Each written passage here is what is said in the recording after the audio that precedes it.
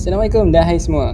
Untuk video kali ini, saya nak kongsikan tentang sebuah buku iaitu Ahli Alkimia, sebuah karya Paulo Coelho, seorang penulis yang cukup terkenal, kelahiran Brazil. Buku ini merupakan sebuah buku yang cukup laris di peringkat antarabangsa yang diterjemahkan ke bahasa Melayu dan diterbitkan oleh The Biblio Press. Konten kali ini hasil kerjasama antara Persatuan Booktube Malaysia dengan The Biblio Press.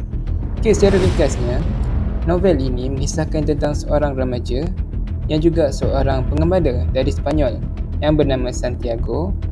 Dia mengembara ke Mesir untuk mencari harta karun yang tertanam di piramid.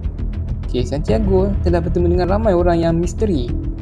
Antaranya seorang wanita gipsi yang bijak menilik, seorang lelaki yang mengaku dirinya sebagai seorang raja, dan seorang ahli alkimia yang membantu Santiago dalam pencarian harta karun itu.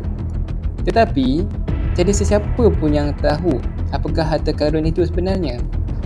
Tambahan lagi, dia perlu mengatasi halangan demi halangan sepanjang perjalanannya di padang pasir yang luas itu. Mampukah Santiago berjaya mencapai misinya untuk menemukan harta karun itu? Korang kena dapatkan buku ini untuk mengetahui akhiran ceritanya. Itulah serba sedikit tentang buku ini. Dari segi isi, pengisian novel ini cukup padat dengan nilai moral dan hikmah yang boleh kita ambil sebagai teladan. Untuk elakkan kekeliruan, korang jangan nak fast reading seperti buku-buku fiksyen yang lain sebab takut-takut nanti korang akan pening dan keliru dengan jalan ceritanya. Dari segi bahasa, memandangkan buku ini terjemahan ke bahasa Melayu, saya rasa penggunaan bahasanya agak canggung. Contohnya, perkataan tuan punya kedai. Sepatutnya perkataan dia tak payahlah letak yang kat tengah-tengah tu kan. Sepatutnya dia jadi tuan kedai sahajalah. So saya rasa lebih baik terjemahan buku ini diterjemahkan mengikut laras bahasa yang sesuai untuk pembaca-pembaca tempatan. Kemungkinan boleh diterjemahkan, diolahkan ke bahasa yang lebih mudah untuk orang faham.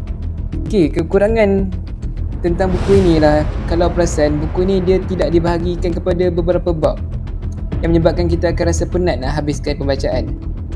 Kalaulah ada pembahagian bab, barulah kita lebih mudah nak hadam jalan cerita tu. So tak adalah jadi keliru macam saya cakap tadi.